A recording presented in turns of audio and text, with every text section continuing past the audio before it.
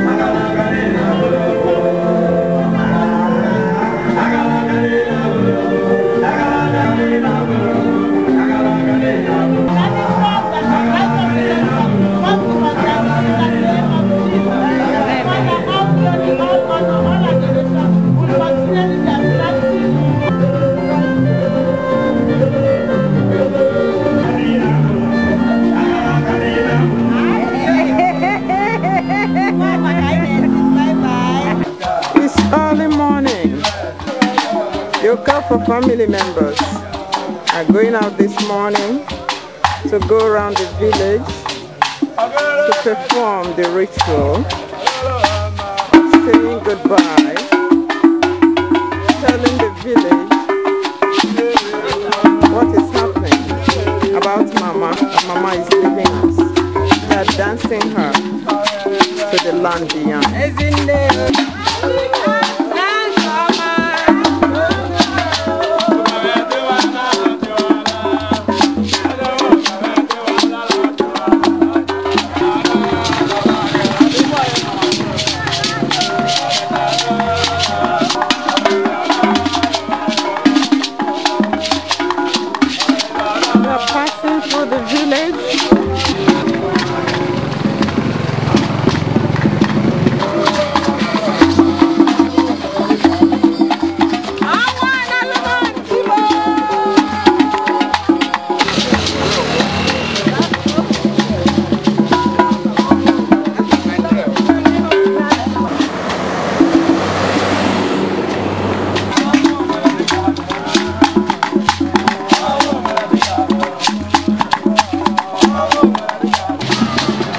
Compound where they are paying homage and dancing the final dance of goodbye. Going, the great mother, the great daughter is going.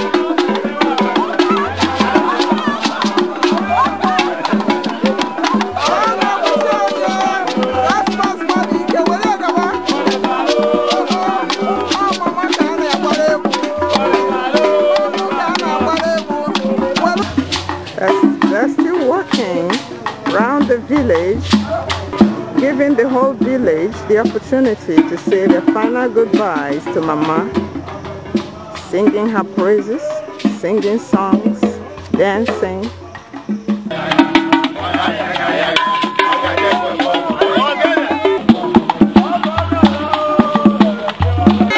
On their way to my mother's compound. This is the Ilo compound.